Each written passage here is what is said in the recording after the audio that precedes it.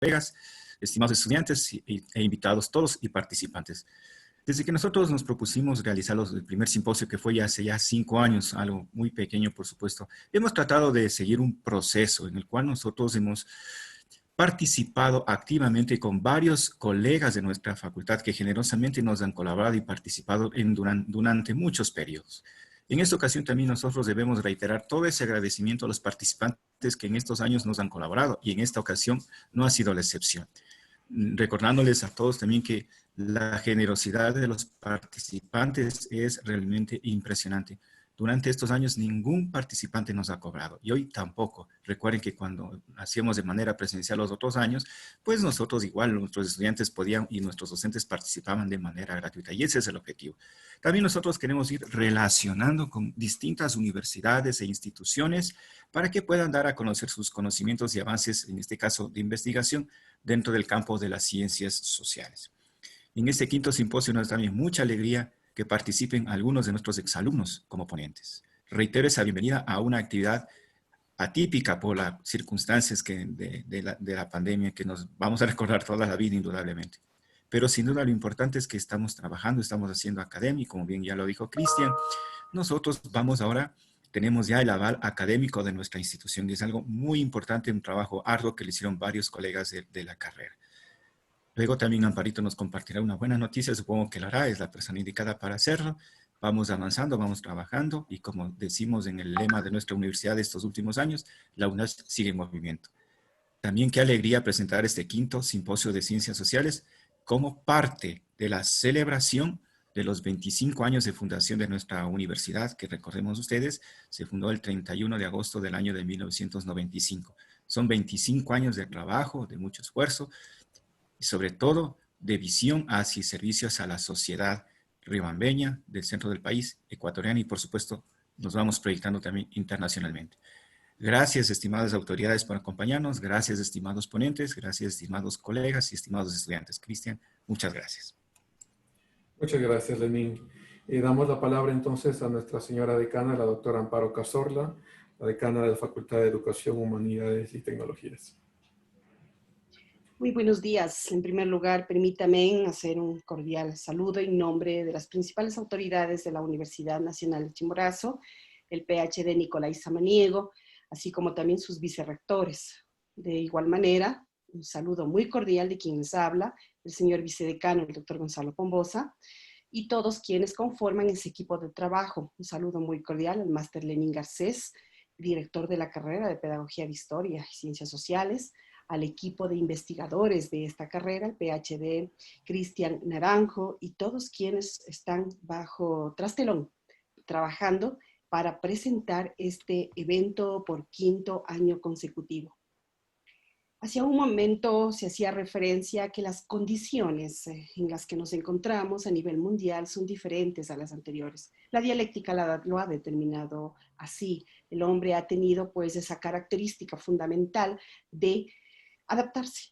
Y este es uno de los elementos a través de los cuales estamos nosotros llevando a cabo eventos de carácter científico. Digo científico porque aquí se va a transmitir todo ese trabajo de investigaciones realizados con excelentes ponentes. Es por esta razón que yo quiero saludar de manera muy cordial al PhD Emiliano Gil Blanco y también al PhD Carlos Freire Granizo y otros ponentes más que van a hacer su presentación de trabajos de investigación durante estos días. Hacer la invitación a cada uno de los señores estudiantes de las carreras y también nuestros graduados que no han perdido esa conexión con nuestra querida alma mater, ya que sabemos que estos espacios de discusión y reflexión histórica permiten mejorar nuestra identidad y ser los constructores de la historia desde el presente, pues así lo dicen tantos historiógrafos de la actualidad sobre la referencia. Qué importante que es ir creando esos umbrales del conocimiento que desde la historia cotidiana, la historia política, cultural, de lo social, la historia, qué sé yo, de las ideologías, la intelectualidad, pues crear líneas de acción para que nuestros señores estudiantes, desde su investigación formativa, vayan generando esas temáticas para poder realizar sus proyectos de investigación. Y más adelante, nuestras redes de investigación vayan mejorando para poder tener ese feliz término como es el que nosotros como institución, como facultad, como carrera, seamos acreditados para un mejor servicio a la sociedad.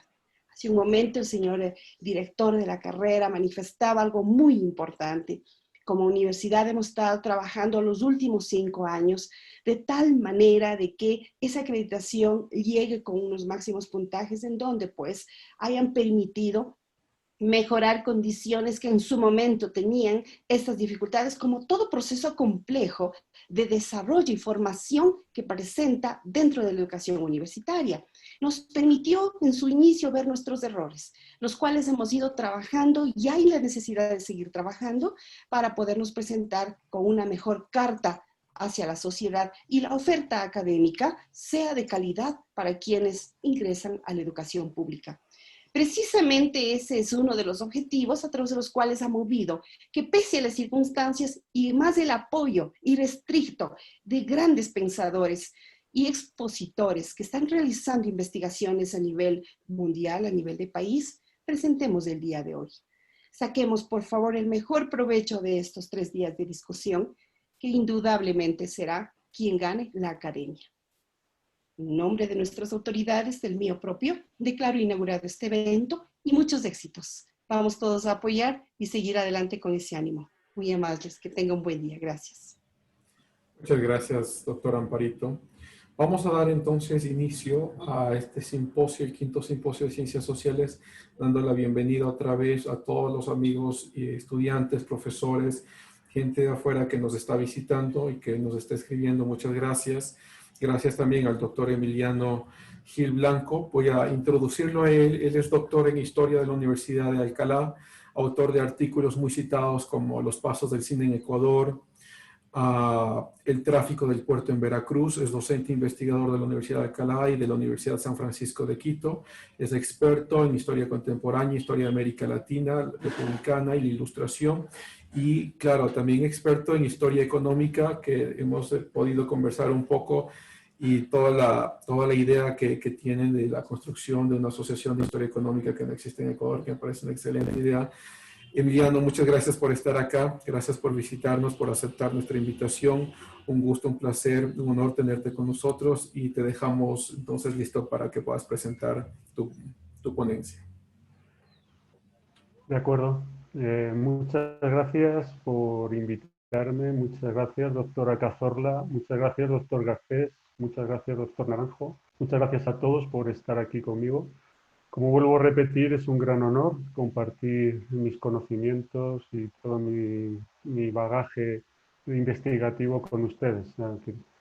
¿De acuerdo? Hoy vamos a tratar un tema de educación, también investigo temas de historia económica, como ha dicho Cristian, y ahora mismo me estoy centrando en temas de Ecuador, fundamentalmente emigración a Ecuador y educación, sobre todo el paso de lo que es la educación de la colonia al el periodo independiente. Es una época muy convulsa. Es una época muy peculiar que va a tomar parte de lo que viene heredado de la colonia con todos los cambios educativos que se producen a partir del siglo XVIII, principios del siglo XIX en el mundo educativo. ¿Sí? Voy a compartir pantalla. Vamos a ver lo que es la presentación de la conferencia, unas diapositivas. A ver si se... ¿De acuerdo? Yo soy profesor titular agregado e investigador de la Universidad de San Francisco desde hace 4 años y estoy muy honrado de estar en Ecuador porque la oportunidad que me ha dado el Ecuador es digna de agradecer. ¿Sí? Mi tema de investigación, lo que voy a hacer una presentación es de lo último que estoy trabajando, que es la educación en Ecuador, y relacionándola con los cambios que se producen con la independencia.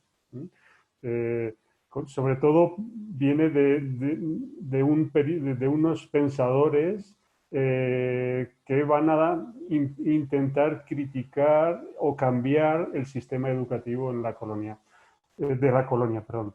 Y va a ser durante la independencia cuando se va a intentar hacer cambios importantes en la educación. Una educación que en primer momento no va a ser como la entendemos actualmente.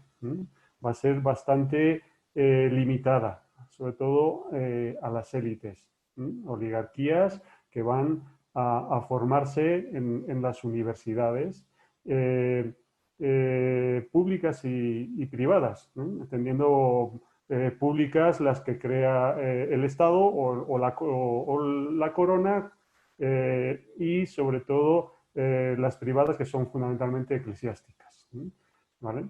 Heredado de la colonia, fundamentalmente heredamos 34 universidades, de las cuales 2 son solamente públicas.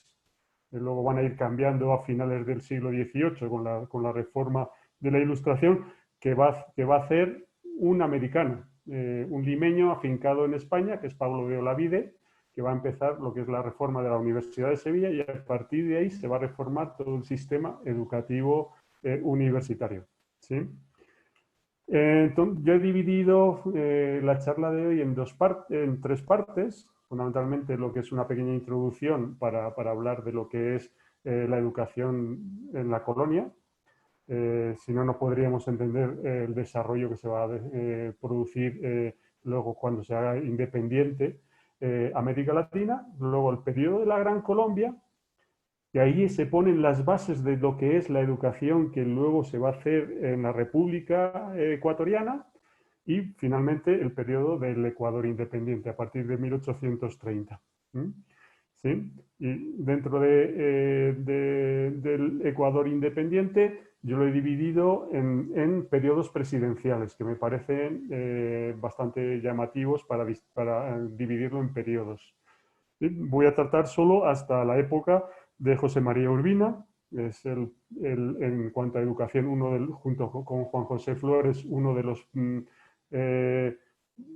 presidentes que menos van a ocuparse de la educación. Incluso José María Urbina va a ser bastante negativo con su ley de educación, va a hacer un salto atrás en la educación con respecto al gran reformista de la educación en Ecuador, que es Vicente Rocafuerte. ¿Sí?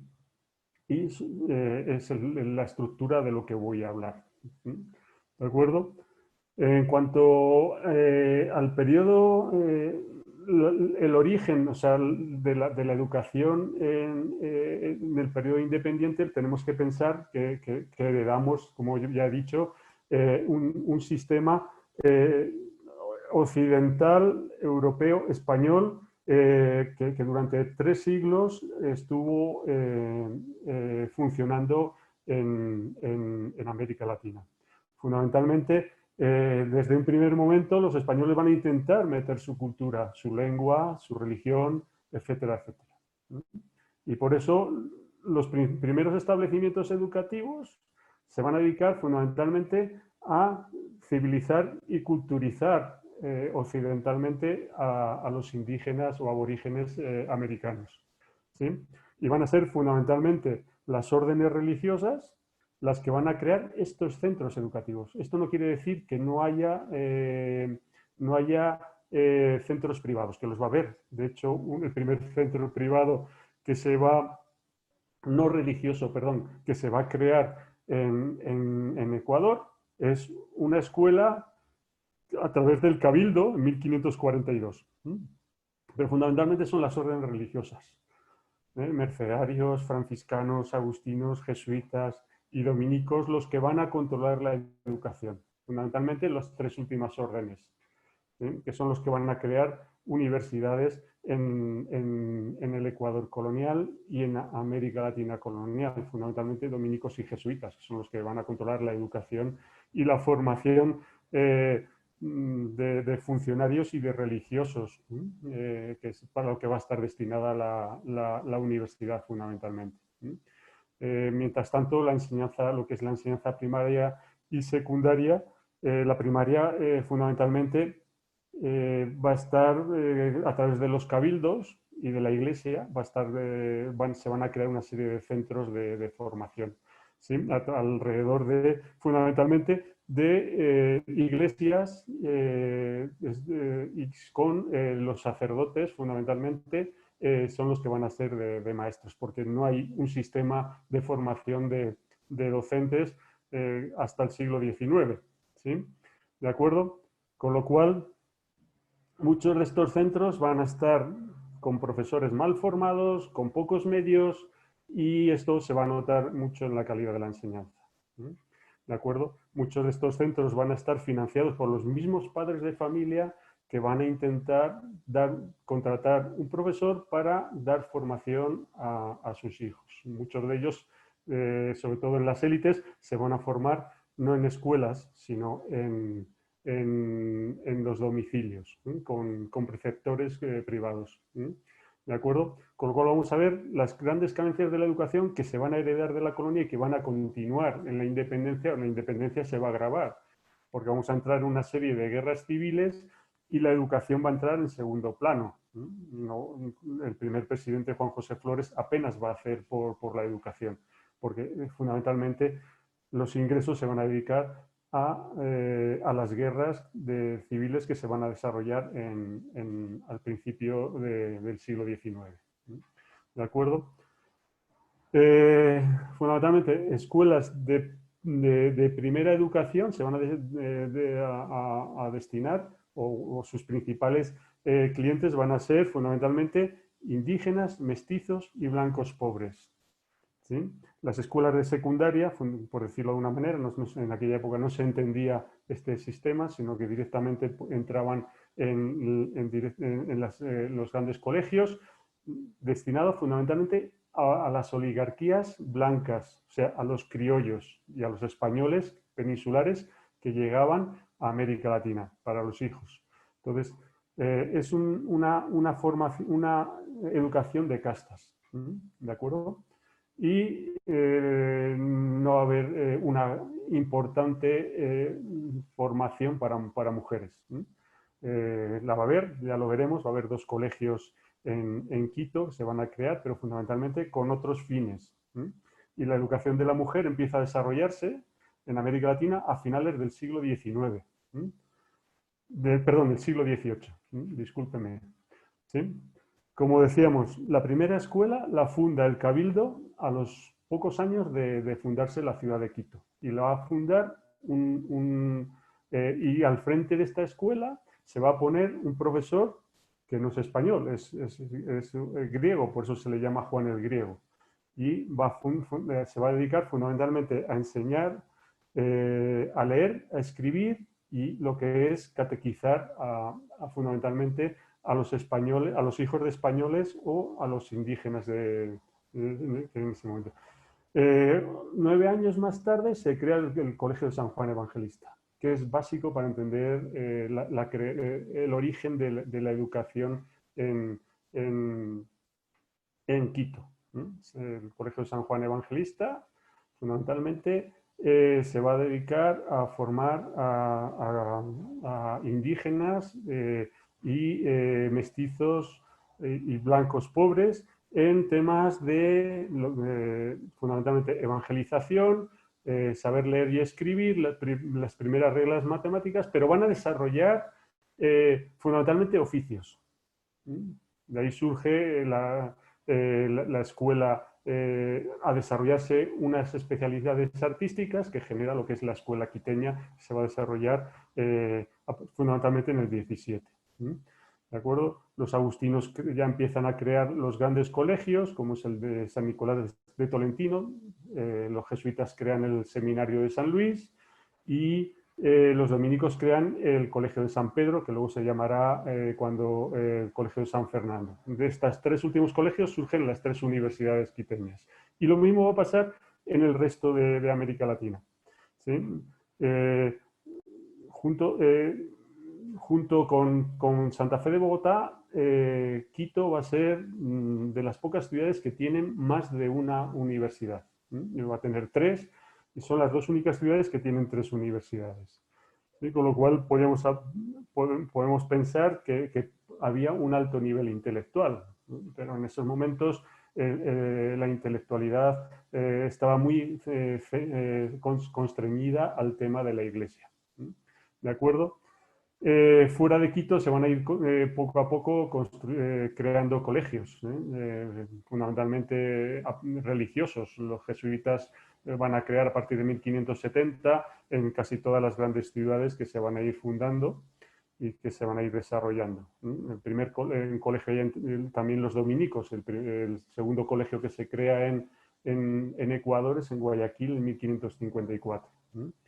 Fundamentalmente todos estos colegios, como hemos dicho antes, muchos de ellos todos ellos son religiosos, se crean en conventos, alrededor de iglesias, con los párrocos como profesores. En aquel momento muy poca gente sabía leer y escribir, en aquel momento. Yo calculo que en aquella época, en el siglo XVIII, principios del XIX, el 90% de la población era analfabeta.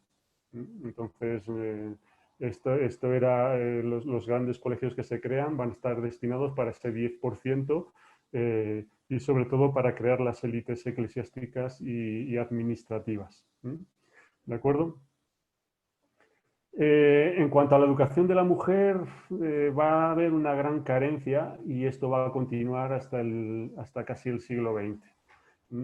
La mujer no tenía acceso a la universidad, en la colonia tampoco tenía acceso a la educación, como se dice en mi país, la mujer en casa y con la pata quebrada. ¿Sí? Entonces, los primeros centros que se crean de educación van a estar destinados para aquellas mujeres que se han quedado desvalidas, por decirlo de una manera, fundamentalmente mujeres de mala vida, prostitutas, o viudas que se han quedado sin recursos. Por ahí que se cree, los mercedarios van a crear en Quito el Colegio de Recogida de Santa María. En 1595 ya está creado, fundamentalmente para recoger a aquellas mujeres que se quedaban desamparadas.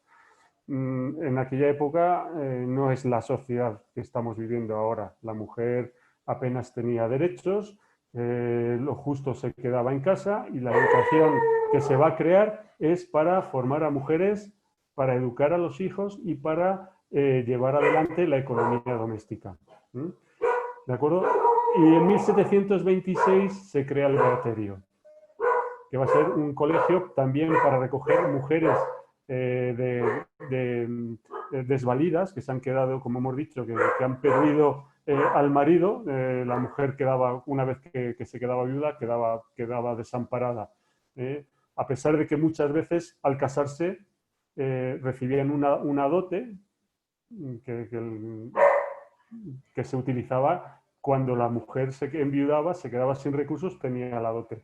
¿Sí? Pero en muchos casos esa dote la gastaba el marido en sus propios negocios. Muchos de ellos lo infrautilizaba y perdían ese dinero. Por eso aparecen estos colegios, normalmente llevados por monjas. La mujer entraba y solo salía en el caso de matrimonio. ¿De acuerdo? O profesaba como monja. ¿De acuerdo? Esto va a cambiar en parte por una consulta que va a hacer Carlos IV, que hace a la Iglesia, fundamentalmente al Vaticano, y el Papa Pío VI va a responder a esa consulta de formación de mujeres mediante una bula de 1796 en la cual autoriza a la formación de las mujeres. Mujeres fundamentalmente para formarlas como evangelizadoras y como gestoras de la vida familiar. Porque en realidad la madre siempre ha sido la primera maestra que han tenido los hijos. Y es la que ha formado también o ha llevado una economía familiar normalmente coherente, ¿sí? ¿De acuerdo? Entonces, podían formarse en estas escuelas que se van a crear a partir de ahora y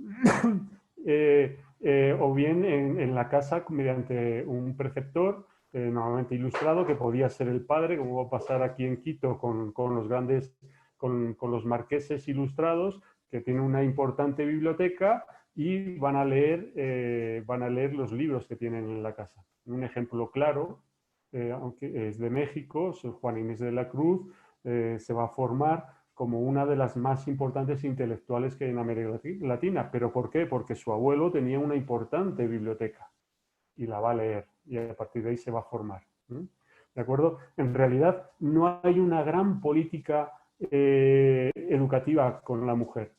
Hasta la Ley de Educación de 1836 de Vicente Rocafuerte no aparece una política gubernamental hacia la formación de la mujer. Ya lo veremos más adelante cuando lleguemos a Rocafuerte. ¿Sí? ¿De acuerdo? También en Quito va a haber una educación universitaria. Se crean 3 universidades, todos ya las conocen: San Fulgencio, 1586, a partir del Colegio San Nicolás de Tolentino; San Gregorio Magno, a partir del Seminario de San Luis, en 1622; Santo Tomás de Aquino, a partir del Colegio San Fernando, en 1686. Son 3 universidades que van a enriquecer intelectualmente la audiencia de Quito. Y que van a crear una de las más importantes bibliotecas de América Latina. Yo diría que la más importante en cuanto al número de libros. ¿Sí? Al final, por una serie de vicisitudes, se va a crear una universidad real y pública, que en 1788, que va a refundir, que va a recoger el legado de San Gregorio y Santo Tomás. San Fulgencio no, porque como dice don Carlos Freire, San Fulgencio en Quito se reían de los doctorados en San Fulgencio. Carlos Freire cita que uno de los insultos más utilizados en Quito, eres más tonto que un doctor en San Fulgencio. Y llamarte Fulgencio era como llamarte tonto. ¿Sí? Entonces, a partir de la Real y Pública Universidad de Santo Tomás, entra en la reforma ilustrada, aunque no va a tener unos estatutos aprobados, se va a intentar, incluso va a tener 3 proyectos de estatutos y va a funcionar heredando todo lo que es la Universidad de San Gregorio y Santo Tomás. Ahora estamos debatiendo cuándo se creó la Universidad Central del Ecuador. La Universidad Central del Ecuador, como Universidad Central del Ecuador, se crea en 1836, cuando Vicente Rocafuerte crea la Universidad Central del Ecuador, pero hereda toda la el edificio, la biblioteca, los colegios, las rentas de la Universidad de Santo Tomás de Aquino. Santo Tomás de Aquino hereda las rentas, todo el bagaje de las universidades de San Gregorio y Santo Tomás, con lo cual podemos estar hablando que la Universidad Central del Ecuador se crea en 1622 o 1620, porque está la polémica si es en 1620 o 1622. ¿Sí? Con lo cual ahora estamos planteando que la Universidad Central del Ecuador tiene 5 siglos de existencia. ¿Sí? Y por eso ha cambiado el escudo. ¿De acuerdo? Con lo cual, entramos ahora en lo que es el periodo de la Gran Colombia. América Latina se independiza de España, deja de ser colonia española e intenta crear la idea de nación. Esta idea de nación americana viene de muy atrás. Ya a mediados del siglo XVIII estamos hablando de la idea de españoles americanos. Estamos hablando de nación americana. Juan Pablo Vizcardo, en 1796, ya publica un libro hablando de nación americana, que lo va a coger Francisco de Miranda, lo va a coger el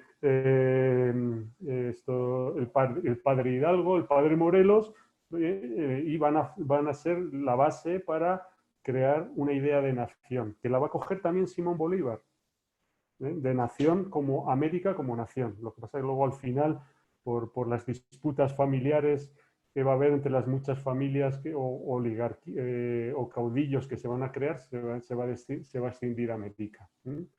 Y empieza ya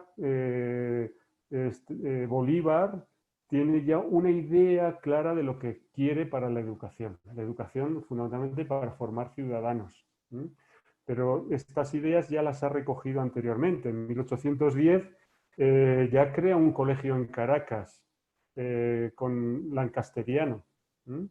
Y tiene dos preceptores importantes que va a coger todas las ideas educativas más avanzadas del momento, como puede ser Simón Rodríguez y Andrés Bello.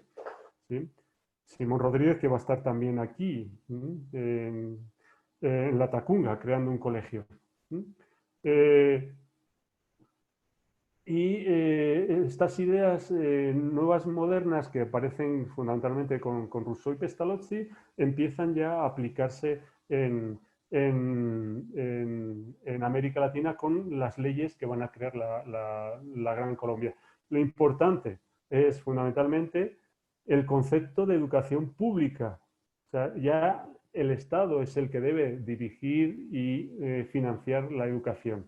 Es un importante cambio bastante drástico que va a chocar con la idea colonial de control por parte de la educación de la Iglesia. Entonces, fundamentalmente, este sistema educativo va dirigido a formar ciudadanos. También vamos a ver cómo, sobre todo con las reformas que se van a producir después de la Gran Colombia, se va a destinar también la universidad a formar profesionales, ¿de acuerdo? Y se va a dejar un poco al margen lo que es la educación teológica, ¿de acuerdo? Para eso estaban los seminarios, ¿de acuerdo? O sea, es el Estado, junto con los padres, los responsables de la educación y los que van a financiar esa educación. El Estado a través de, sobre todo, a través de las municipalidades. Intentan crear un método de enseñanza para toda la República. También se va a aplicar en otros nuevos estados que se van a crear con la independencia. Y es el método lancasteriano. Joseph Lancaster va a estar en Caracas entre 1825 y 1827. Y va a chocar con una serie de problemas, y eso va a hacer, ya lo veremos un poquito más adelante, va a hacer que se vaya de aquí, pero ya empieza a utilizarse el método lancasteriano. ¿Sí? Con lo cual, también vamos a ver con esta nueva, el decreto del 2 de agosto de 1821, cómo también se introduce, se regulariza la educación de mujeres y de indígenas. Y esto hace que la mayor parte de las ciudades crean sus propias escuelas. Escuelas de primeras letras, destinadas fundamentalmente a todos los colectivos, excepto los afrodescendientes. Los afrodescendientes todavía no tienen una serie de este derecho de educación. ¿Sí? No existen maestros, todavía no se han creado escuelas de formación de profesorados, entonces normalmente son los que han pasado por la universidad o las que van a ser los maestros. Normalmente son los cabildos los que presentan a los profesores, los candidatos a profesores de las escuelas, y son los gobernadores los que nombran y financian. ¿Sí? ¿De acuerdo? Hay más serie de ley, van a seguir legislando hasta Cundinamarca, va a haber mucha legislación, hasta la ley de educación de 1826 que hace el Congreso de Cundinamarca. Hay una serie de leyes en la que se va a ir regulando todo lo que es la educación en la Gran Colombia. La ley de 20 de junio de 1821 ya se mete con los colegios secundarios y la universidad. Con lo cual ya empezamos a ver cómo se crean nuevos planes de estudio en la universidad, fomentando fundamentalmente la economía, las áreas económicas más importantes dentro de la sociedad colonial, perdón, independiente americana. Fundamentalmente estamos hablando de una economía agrícola, comercial y minera, con lo cual son los tres aspectos que se van a desarrollar. Sí, la escuela de navegación que se va a crear en Guayaquil, fundamentalmente es para formar, crear también una marina militar importante, ¿no? También se va a desarrollar las escuelas militares, ¿sí? Se van a desarrollar los ejércitos, porque era en aquel momento lo que más necesario era, pues estábamos en guerras con Perú o guerras civiles internas entre las diferentes facciones que se van a ir creando. Con lo cual vamos a ver que con esta ley del 20 de junio se van a reformar todos los colegios públicos y privados, por decirlo con la terminología actual, porque normalmente eran o públicos o eclesiásticos. Y va a haber un enfrentamiento entre la Iglesia y el Estado que se genera por el control de la educación, fundamentalmente porque obligan a financiar estos colegios el Estado. ¿De acuerdo? Hay una carencia de financiación, con lo cual se van a basar fundamentalmente en los colegios religiosos en un primer momento para aplicar esta reforma. ¿De acuerdo? Es un gran problema que vamos a tener, el tema de la financiación que viene heredado de la colonia. El problema de los grandes inconvenientes que tenía la universidad en la colonia es la financiación. Y en España va a pasar igual. Muchas universidades desaparecen porque no tienen financiación. El sistema de financiación no es público, es privado. Por eso las órdenes religiosas tenían un gran poder económico en América Latina, porque se dedicaba también, no solo se dedicaban estos bienes que heredaban, se dedicaban fundamentalmente a financiar con las rentas la universidad, hasta que llega un momento en que ya no pueden. ¿De acuerdo? Entonces, es importante también el decreto de 1821, del 27 de septiembre, porque a partir de ahí la gran carencia que tenía la educación es la falta de material escolar, sobre todo de libros escolares. Se exime de impuestos a la importación de estos bienes, con lo cual se intenta introducir nuevo material escolar extranjero, fundamentalmente va a venir de Francia. La mayor parte de los libros de texto que se van a intentar poner en marcha. ¿Sí? Fundamentalmente el sistema educativo se basa en el sistema lancasteriano o de educación mutua, en que los alumnos más aventajados van a formar al resto de los alumnos. Van a delegar en alumnos bastante más, tienen una formación mucho más avanzada y para que eduquen al resto de alumnos por la carencia de profesores que hay. ¿De acuerdo? Se van a crear, Simón Bolívar va a pagar de su propio bolsillo $20.000 a Joseph Lancaster para que venga a América Latina.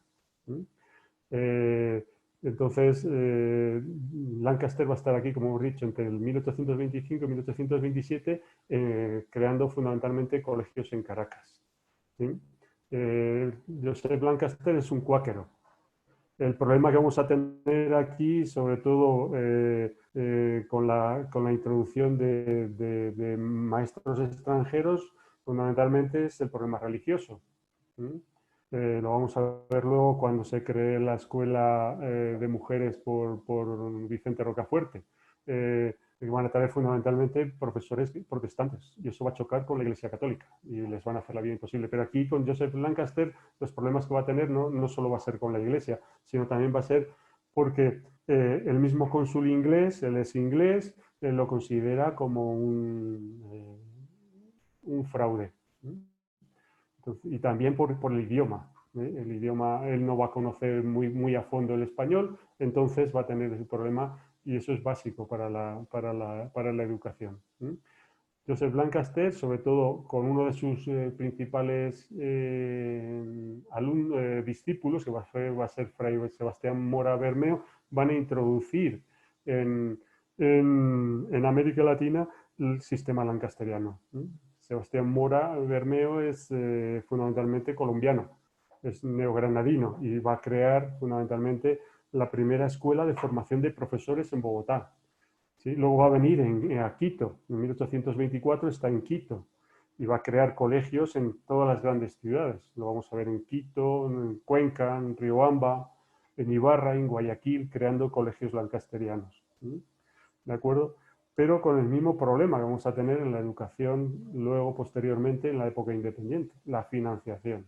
El problema es la financiación. Hay un gran problema de ingresos y el Estado apenas va a poder cubrir los gastos militares, por eso se van a endeudar y empieza el problema de la deuda externa. ¿De acuerdo? ¿Sí?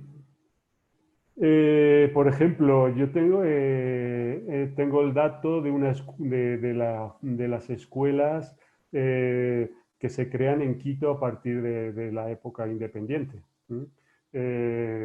En el archivo de Cristóbal Gango Tena Gijón hay un documento de 1825 en el que aparecen todas las escuelas públicas que hay en el departamento sur.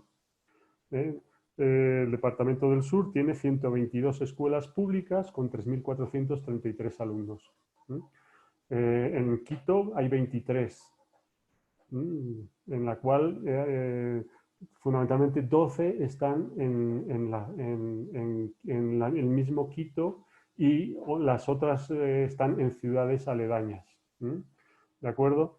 Son escuelas mixtas, en la cual hay mujeres, y no solo mixtas, sino también en la que van a participar también indígenas. No es mucha la cantidad, en aquel momento debía tener cerca de 300.000 habitantes la audiencia de Quito, 30.000 debía tener, entre 30 y 40.000 Quito, no llegaba ni al 10% de la población en los que se formaban en estas escuelas, ni al... Con lo cual, es un dato importante. ¿De acuerdo? En esta época, la formación de la mujer, fundamentalmente, va a continuar con la misma política que había con los españoles. Clases altas, fundamentalmente para la formación para el ámbito doméstico y familiar, pero nada más. ¿Sí? Aunque sí, la mujer es fundamental para entender el desarrollo político que va a haber en la independencia y posterior, y es mucho más importante de lo que creemos, porque la mujer enviudaba fácilmente, entonces ella tenía que retomar los negocios del marido y tenía que sacar adelante la familia, y lo va a conseguir, y eso lo vemos en Quito. En Quito normalmente había una gran carencia de población masculina, entonces era la mujer las que llevan la economía de muchos de los negocios quiteños. ¿De acuerdo? Y es base la formación, sobre todo del mundo cristiano. La primera evangelizadora es la mujer, la primera formadora es la mujer. Entonces, no se le ha dado la importancia que debía. ¿De acuerdo? Solo se ha preocupado por una formación evidentemente religiosa y moral, no por una formación profesional. Eso lo veremos ya más adelante. ¿Sí? ¿De acuerdo? Por la ley de 1826, de 18 de marzo, se va a potenciar lo que es no solo la educación pública, sino también la universidad.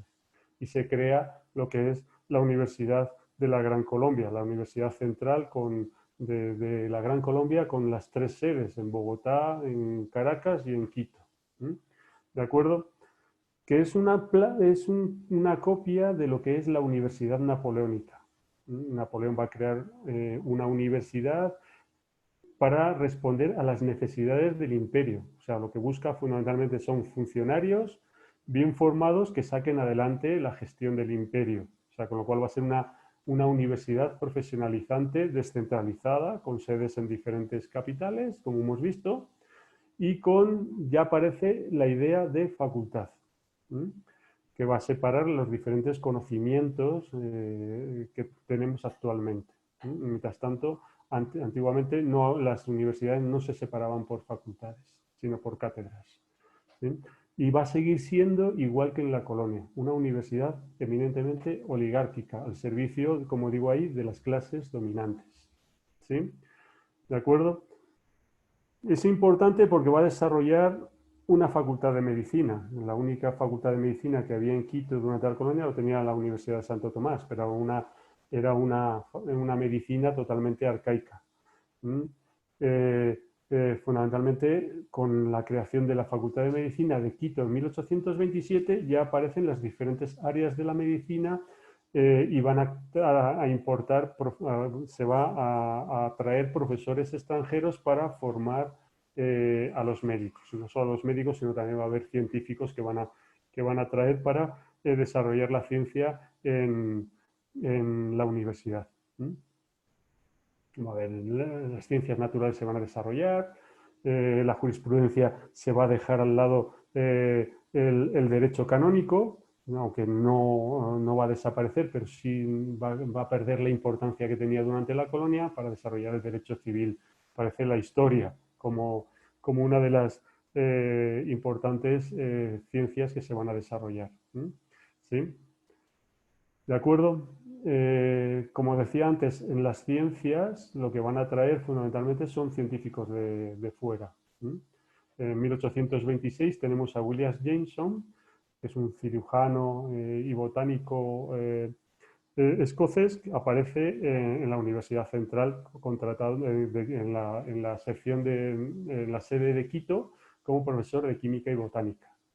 Y este señor, con el tiempo, crea el Jardín Botánico de Quito, 1832, y en 1839 le vemos como profesor de medicina en la Universidad Central del Ecuador. O Sebastián Weiss, que es un ingeniero y matemático, que va a venir a la Universidad Central, aunque por diferentes problemas administrativos y de otro género, pues tendrá que abandonar la Universidad Central y se va a dedicar fundamentalmente a formar de forma privada en ingeniería. Es el que fundamentalmente va a ejercer como ingeniero y va a crear bastantes carreteras, fundamentalmente se va a mejorar la de Quito a Guayaquil. Y es el que inicia la ingeniería civil en Ecuador. ¿Sí? Aquí ya aparecemos en el periodo independiente. El primer presidente es Juan José Flores. Entonces, va a tener dos periodos, en 1830 y luego a partir de 1840, me parece que es 1840, cuando aparece como presidente de nuevo, después de Vicente Rocafuerte. A pesar de que Juan José Flores se le considera un presidente que no va a desarrollar mucho la educación, sí va a generar, va a hacer cambios dentro de la educación. Va a crear nuevas cátedras, nuevamente de ciencias, en la Universidad Central, la Universidad de Quito, todavía no se ha creado la Universidad Central del Ecuador, la Universidad Central de la Gran Colombia, ¿sí? Sobre todo de matemáticas. Va a desarrollar, y también aparece en esta época, se crean las academias de matemáticas e historia, y crea una escuela en Guayaquil, fundamentalmente, para formar a la población en general, ¿sí? Y a partir de aquí empieza a desarrollarse pero aquí ya va a ser Vicente Rocafuerte el que más va a desarrollar la educación en Guayaquil.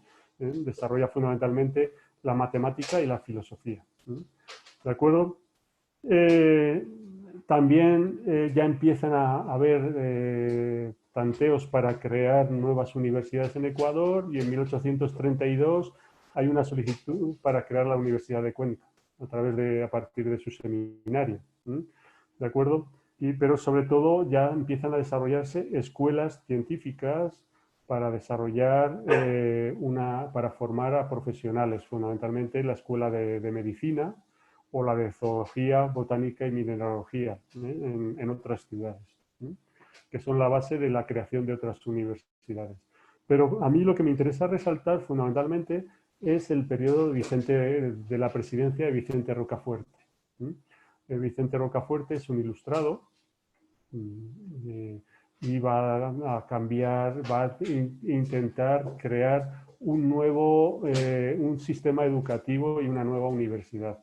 Con el decreto reglamentario de 1838 de instrucción pública ya establece una ley de educación bastante seria, en que se establece la inspección de educación, se establecen las direcciones provinciales de educación para coordinar lo que es una nueva el sistema educativo en Ecuador, ¿no? Es un cambio importante que luego con José María Urbina se va a desaparecer.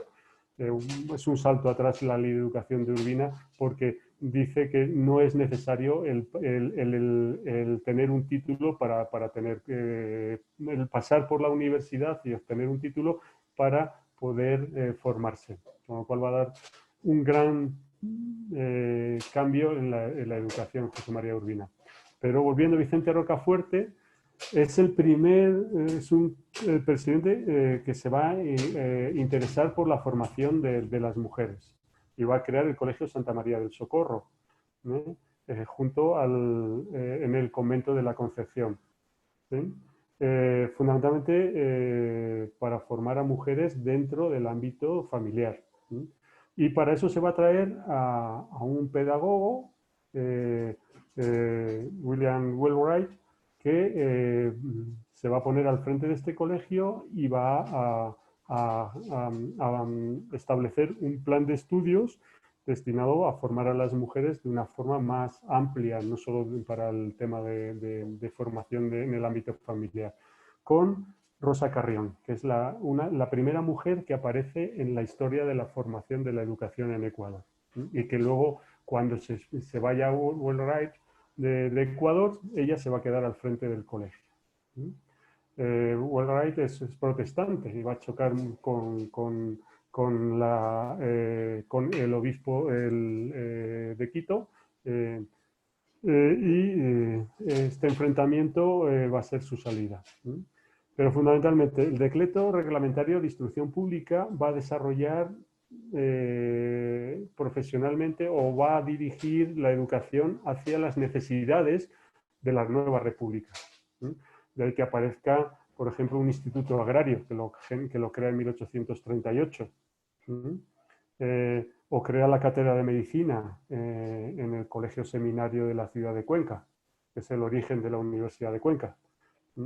Y tenemos también que crea también las escuelas de obstetricia. Es fundamental, porque la principal causa de muerte de la mujer en aquella época era el parto.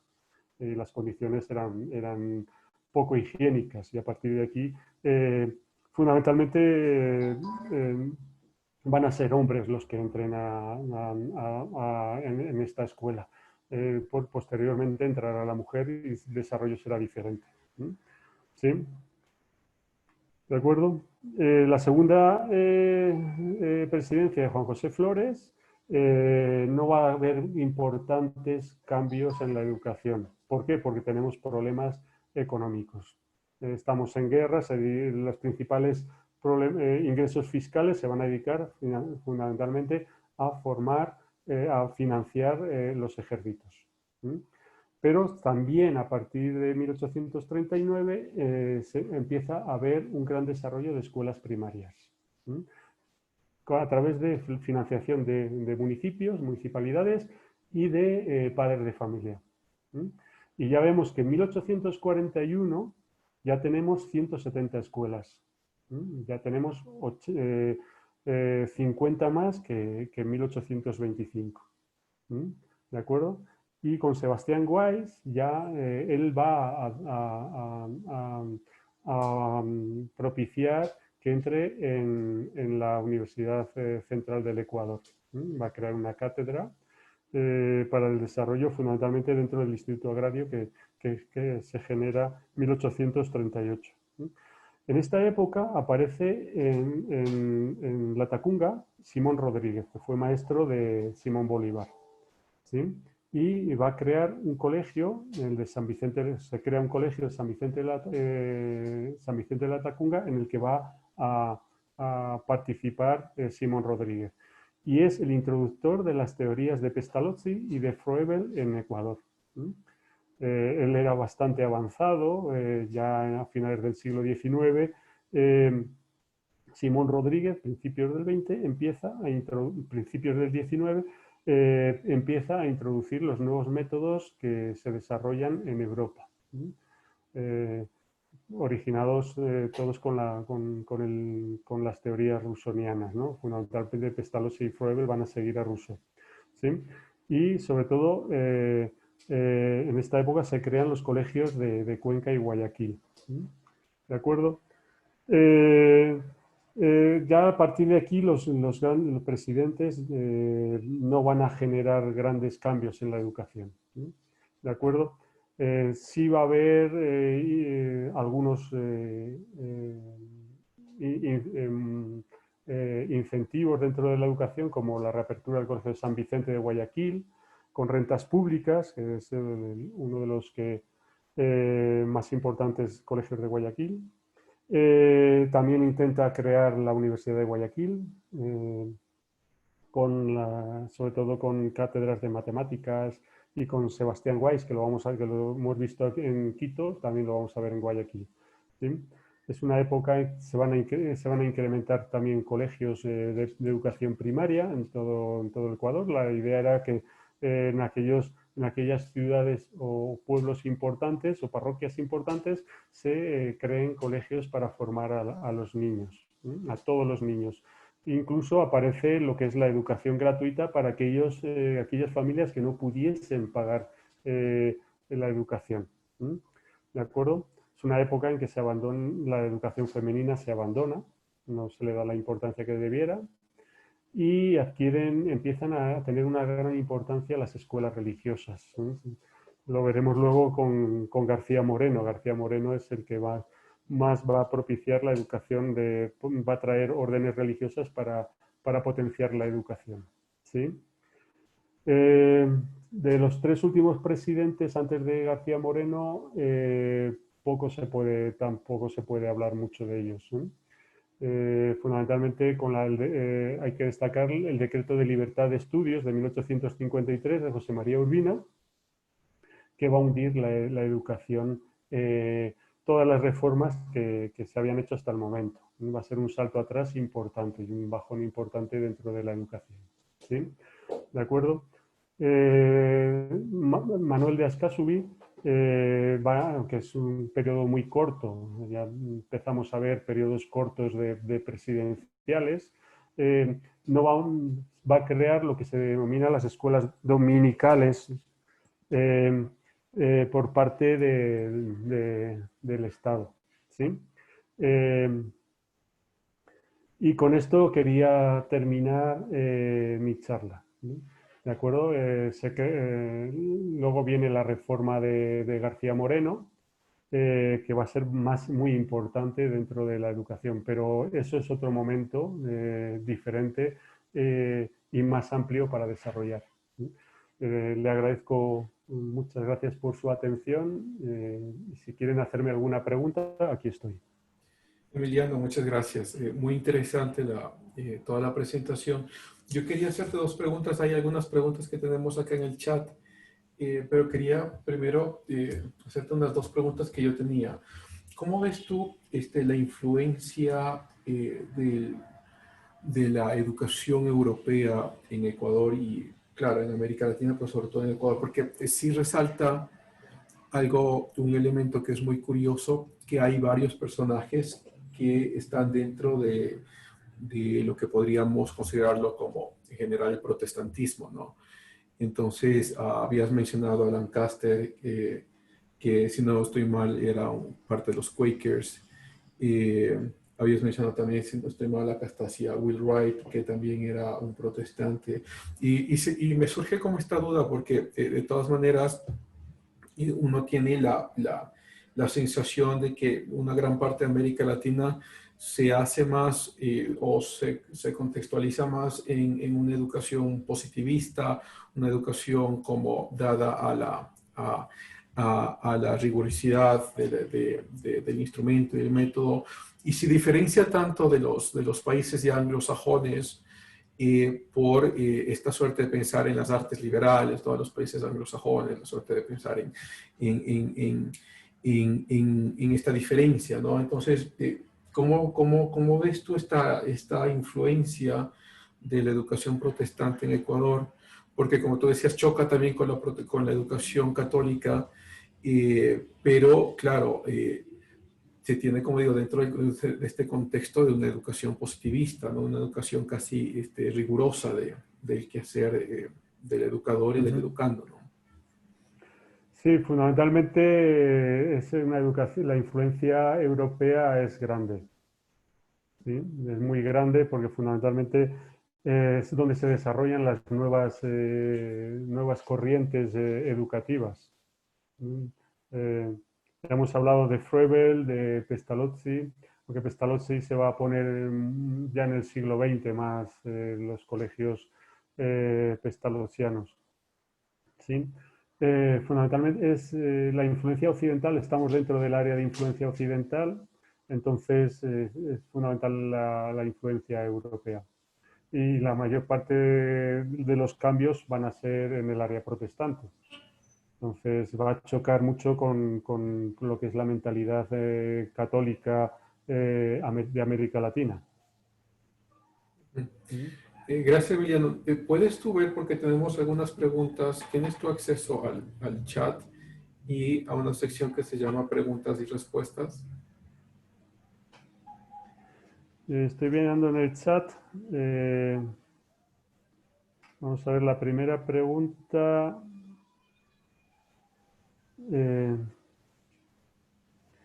Es de Antonio. Los eruditos estudiaban en casa, pero ¿se tenía algún registro de idea desde cuándo la sociedad que tenía dinero comienza a asistir a las instituciones educativas? ¿O es con la creación de las universidades que esta parte de la población comienza a tomar parte de las instituciones? Fundamentalmente los grandes intelectuales se forman en la universidad. Ahora mismo hay un investigador aquí en Quito, Rex Sosa, está desarrollando la influencia de la universidad, está haciendo una investigación sobre la influencia de la universidad en el movimiento independentista. La mayor parte de los ilustrados ecuatorianos se forman en la universidad. ¿De acuerdo? Entonces, muchos de ellos empiezan a través de libros que se importan ilegalmente o legalmente a través del comercio, pues empiezan a leer libros que están desarrollándose mucho en Europa. Libros de origen francés, fundamentalmente. La influencia francesa es importante y lo vemos también en Eugenio Espejo, en la biblioteca que se hereda, que va a dirigir él, que tiene bastantes libros extranjeros. Pero tengamos en cuenta que en el área hispánica la influencia ilustrada no es tan importante como en otros países europeos. A pesar de que Jovellanos y el padre Feijó intentan hacer un cambio dentro de la cultura y de la educación española, no se va a ver muy bien estos cambios hasta a partir de los años 30 del siglo XIX, ya cuando ya estaba independiente. Entonces, la mayor parte, sobre todo, tenían hay grandes bibliotecas privadas en Quito, Río Frío, los Marqués de Selvalegre, tenían grandes bibliotecas y sí, van a leer, aunque van a pasar por la universidad, van a complementar esa formación universitaria con los libros que han importado, que han comprado. ¿Sí? Entonces, ¿Quieres que yo te siga leyendo las preguntas, Emiliano? estaba intentando terminar. La universidad es muy elitista, entonces no empieza, la universidad no se masifica hasta la reforma de 1900, la reforma de Córdoba de 1918. Empieza a masificarse, pero la universidad es elitista durante todo el siglo XIX. No empieza a formarse la población hasta el siglo XX. Entonces, mientras tanto, es una universidad elitista. No sé, Walter, no sé a qué te refieres en cuanto a procesos de ideología. Sí hay una ideología independentista, pero es muy criolla. No sé si te refieres a una ideología, si la universidad está ideologizada actualmente. Yo pienso que no, que la universidad no está tan ideologizada como estaba en los años 60 del siglo pasado, 70. Y en el siglo XIX tampoco estaba, bueno, podía entender que estaba ideologizada en el sentido de que es una sociedad muy religiosa. Entonces, no hay grandes influencias intelectuales durante el siglo XIX hasta finales, hasta 1880, en que empieza a aparecer una oleada de migración europea, fundamentalmente del sur de Europa, que traen aquí las nuevas ideas políticas. Es cuando empieza a desarrollarse nuevas ideas. Quizá haya una influencia positivista. En la segunda mitad del XIX hay una influencia positivista importante en América Latina. Comtiana, fundamentalmente. Antonio me hace otra pregunta. Quiere saber mi punto de vista sobre... a pesar de que el Papa dio paso para la educación a las mujeres en 1796, recién en 1974 se registra la primera mujer que acabó la universidad, Matilde Hidalgo de Procel, a pesar de que Rosa Carrión estuvo a cargo del Colegio de Santa María del Socorro en los años 20. Matilde Hidalgo de Procel creo que es antes, cuando se licencia, pasa por la universidad. Creo que son los años 20 del siglo pasado. Es la primera mujer que se gradúa dentro de la universidad en Ecuador. Entonces, no es muy importante. La mujer se formaba fundamentalmente en casa. Hay importantes mujeres intelectuales en América Latina y en Ecuador también. Está Dolores de Veintemilla, que es de la segunda mitad del siglo XIX, una cuencana creo que es. ¿Sí? Mi estimado Vicente Polit quiere que amplíe un poco del tema de WISE y la ingeniería en Ecuador. Desgraciadamente, Vicente, no estoy muy puesto. Quien más puede saber de esto es Elisa Sevilla, que es una profesora de la universidad que está investigando sobre ciencia en Ecuador. ¿Sí? Sé que WISE tuvo problemas a la hora de imponer sus conocimientos, va a entrar en la universidad, va a desarrollar, pero fundamentalmente va a ser al margen de la universidad, donde va a formar su propia escuela y va a desarrollar a los primeros ingenieros ecuatorianos. ¿Sí? ¿De acuerdo? Wilson Miño me pregunta el impacto de la expulsión de la Compañía de Jesús en 1767 en la educación. Es importante porque la Compañía de Jesús es una compañía, se actualizó bastante los estudios, a pesar de que va a ser muy posterior la entrada de, por ejemplo, de Descartes. Las ideas cartesianas aparecen en los primeros estudios o clases en la Universidad de San Gregorio hacia 1750, un siglo después. Entonces, sí, va a ser importante porque la educación de los jesuitas son sustituidos por los dominicos. Y los dominicos son más conservadores, por decirlo de una manera. Los dominicos son los que forman la Inquisición, ¿vale? Entonces, ellos son más teológicos. Lo vamos a ver posteriormente con la universidad pública, que quieren controlar la universidad pública de Santo Tomás de Aquino. Quieren que los rectores sean dominicos y quieren que la teología forme parte fundamental de la nueva universidad.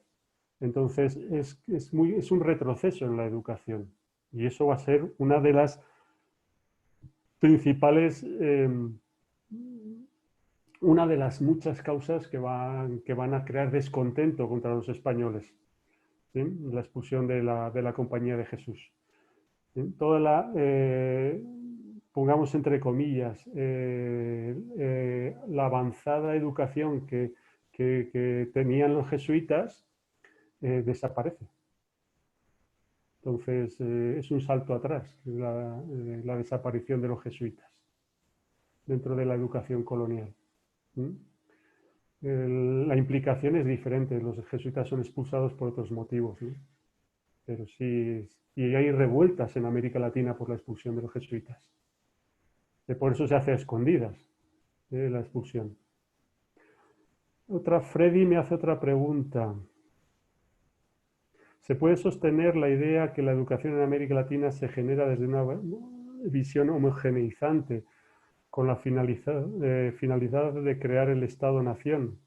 Implica entonces que aún es fundamental la generación de un sistema educativo propio basado en las realidades locales y no servir al sistema. Más bien un sistema liberador, descolonizar la educación tal cual propone Dussel. Sí. Fundamentalmente es una ruptura con todo lo anterior. Pero fundamentalmente la educación, en primer momento, lo que intenta es crear ciudadanos. Es cambiar una mentalidad. Estamos en un sistema colonial en el que no se tiene derechos y a partir de la independencia empiezan los ciudadanos a tener una serie, se pasa de súbditos a ciudadanos, con lo cual ya tenemos derechos. Y hay que formar, que conozcan el Estado y que conozcan cuáles son estos derechos. Y es fundamental crear una población no solo como ciudadanos, sino como emprendedores y como generadores de un nuevo conocimiento, de una nueva forma, cambiar una mentalidad más abierta y más profesional. No crear solo abogados y teólogos, que era lo que era la universidad antiguamente. ¿Sí? Pero también es una descolonización de la educación. ¿Sí? No sé si hay más preguntas. El padre Feijóo, del grupo FEVAL, habla sobre los roces con las élites. Sí, Feijóo es un cambio de mentalidad bastante grande. ¿Sí? Va a chocar mucho sobre todo con la propia Iglesia, a pesar de que él es un fraile. Él choca por sus ideas ilustradas con las élites conservadoras de la Iglesia española. Y sus ideas serán perseguidas. Se forman dos grupos dentro de las élites dirigentes españolas, los ilustrados, y luego están los conservadores o golillas, que son los que intentan deshacer todo lo que se va haciendo poco a poco y son los que se van a oponer a la reforma de la educación, a la reforma de la universidad. Y eso va a significar que muchos ilustrados caigan, como el conde de Aranda. El conde de Aranda es uno de los principales ministros de Carlos III, es un ilustrado. Y es uno de los primeros que con la revolución independiente norteamericana empieza a pensar que hay que cambiar, que hay que hay que crear unas autonomías en América, porque si no se va a independizar. Y por eso es uno de los principales, junto con Godoy, de los que piensan que hay que establecer, enviar a la familia real a gobernar América Latina.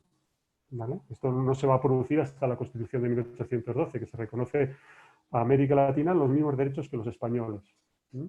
¿Sí? Pero sí, vamos a ver siempre un enfrentamiento entre conservadores que van a prevalecer sobre los ilustrados en el siglo XVIII español. Hay un libro importante, José Antonio Maraval, ¿quién más? Antonio Domínguez Ortiz tiene un libro sobre el XVIII que trata este tema, ¿sí? En el que hablan de estos cambios que se producen en el siglo XVIII español. La ilustración tiene Antonio Domínguez Ortiz, tiene un pequeñito libro sobre la ilustración, que tiene un capítulo sobre la ilustración en América, en el que trata estos temas y demuestra este enfrentamiento entre las diferentes élites españolas, que también se va a ver aquí, lo vamos a ver también en el proceso de independencia. El enfrentamiento entre conservadores y independentistas. ¿Sí?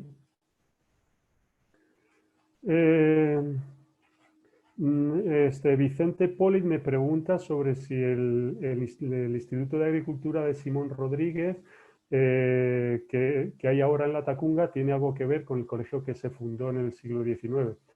No, el colegio no tiene nada que ver con el Colegio de San Vicente. El Colegio de San Vicente se va a dedicar fundamentalmente a formar en temas educativos, no solo profesionalizantes. No va a entrar en ese aspecto. Epistemologías del sur de la propuesta de Sousa. No tengo información sobre este tema, sobre el tema es lo que me pregunta Freddy Cabrera. No tengo algo de información sobre Argentina, la aparición de una nueva escuela en Argentina, fundamentalmente religiosa, con los salesianos, que intentan imponer, sobre todo con la expansión hacia el sur de Argentina, intentan imponer una nueva educación, ¿sí? Es lo único, la información, solo he trabajado en Ecuador.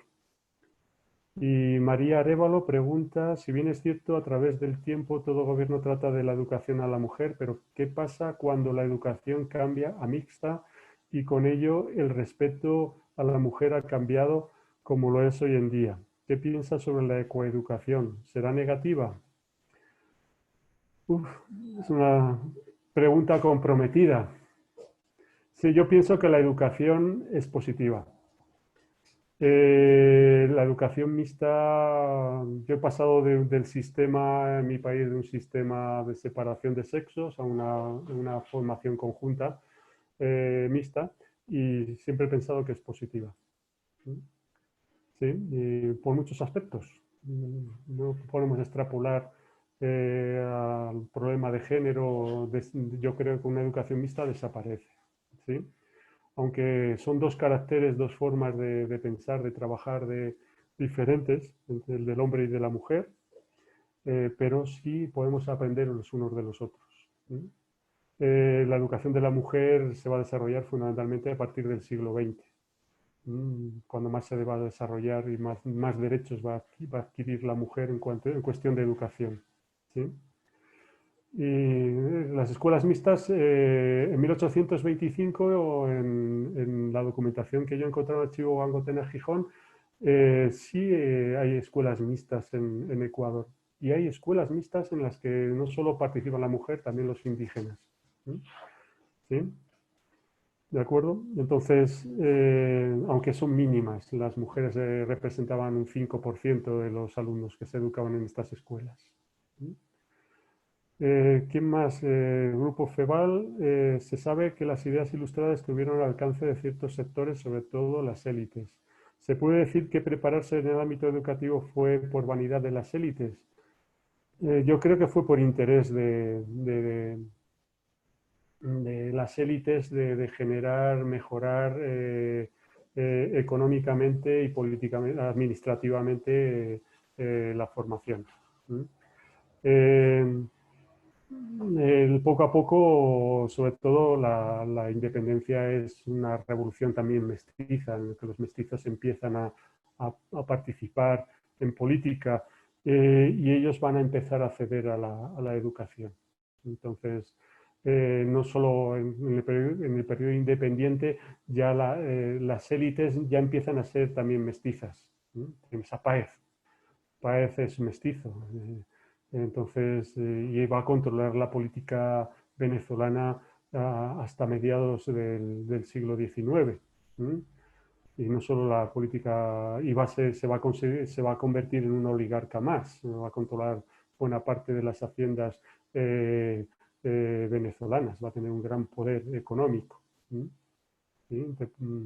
Muchos de los generales de Simón Bolívar eran mestizos, incluso algunos afrodescendientes, y van a llegar al poder y van a formarse. ¿Sí? Aunque muchos de ellos no tienen formación, como Juan José Flores, pero van a intentar mejorar. ¿Sí? Claudio Kremer, hombre Claudio, buenos días, tengo aquí a mis buenos amigos. Claudio habla de por qué decae la educación en el periodo de Urbina, del cual dice que es un periodo de progreso social con respecto a los sectores subalternos. Fundamentalmente la ley de educación de Urbina, que no obliga a pasar por las escuelas, ni menos por las universidades, va a ser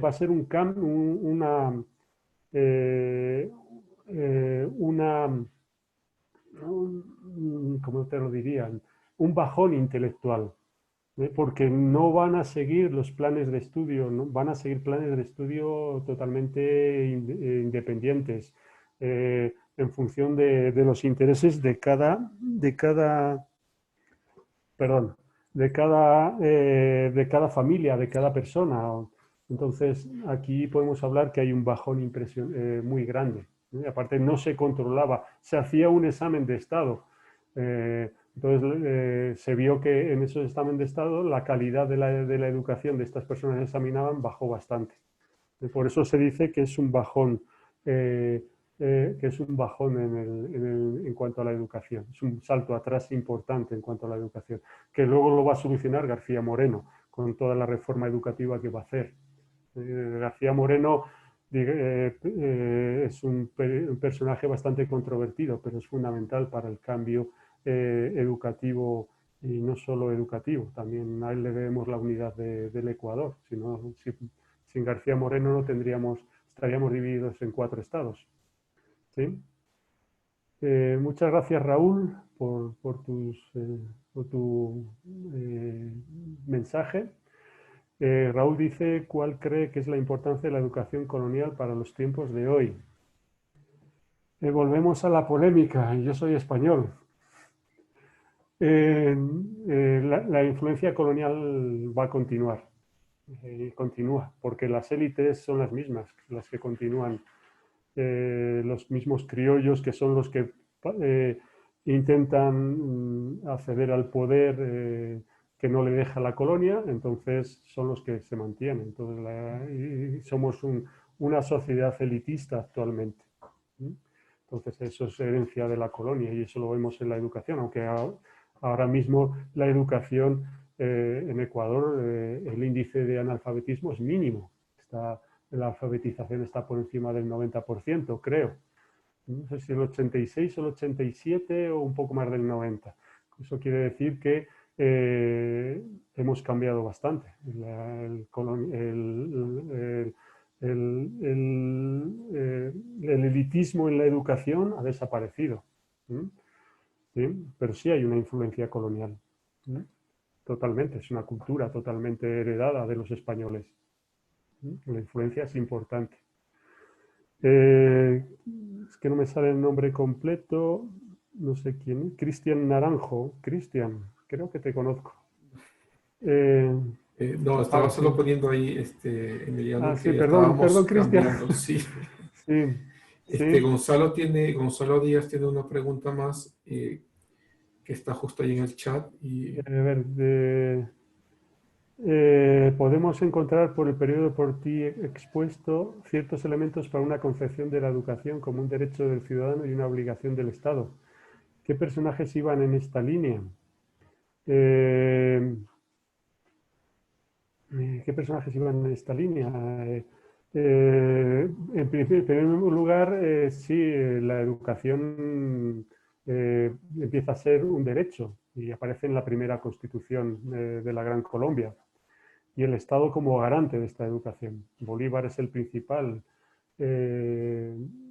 personaje que va a, a, a mantener esta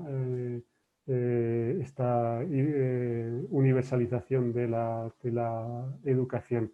Lo vamos a ver en muchos de todos los países. En Chile también hay una gran reforma educativa a partir de 1820 que van también en este sentido, de formar a ciudadanos.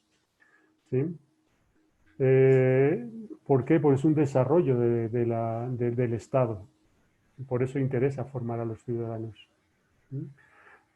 Vasconcelos, aunque es ya del siglo XX, principio del siglo XX, es uno de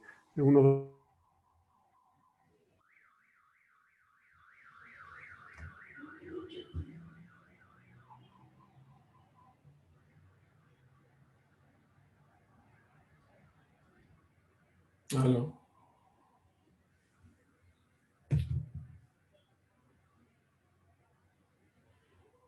Emiliano.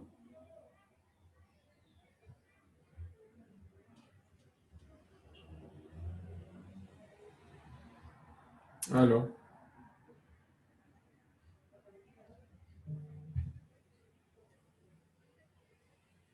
Eh, Creo que hemos perdido a Emiliano, tiene un problema, me parece, de conexión. Vamos a ver si es que se puede conectar nuevamente para la última parte. Esperemos un segundo hasta que Emiliano se pueda conectar, esperemos que sí lo pueda hacer. Esto pasa, estas son las cosas que pasan en este tipo de conferencias, pero de todas maneras fue muy importante escucharlo, es un lujo tenerlo entre nosotros. Sí, estamos esperando a ver si es que se vuelve a conectar, pero veamos, solo la última parte, agradecerles a todos ustedes por su asistencia. Tenemos la siguiente conferencia, que es una conferencia también de lujo. Nos acompaña el doctor Carlos Freile, que estará desde las 11:15. Entonces, ustedes pueden hacer uso del mismo link, el link que ustedes tienen acá. Está. Emiliano, no te escuchamos.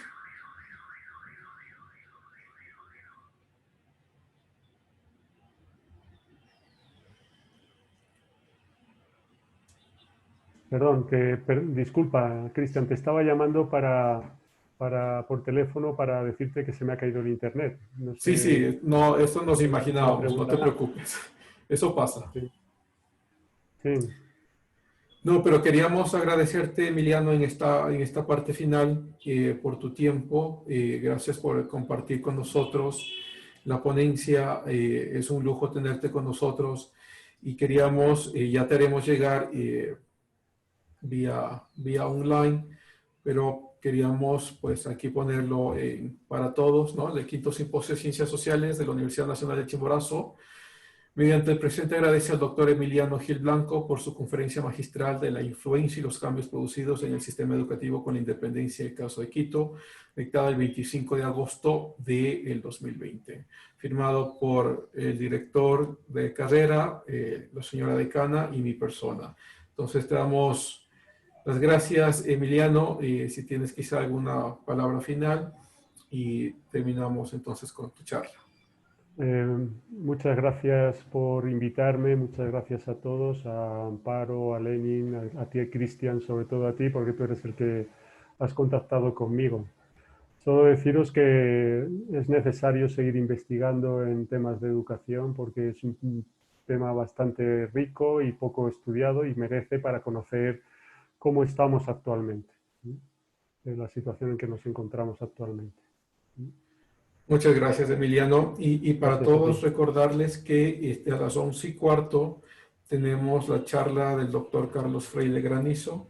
Pueden hacer uso del mismo link para conectarse y entonces nos veremos más tardecito. Emiliano, un abrazo fraterno, que tengas un buen día. Gracias, igualmente Estaremos en otro para contacto. vosotros. Encantado, muchas gracias.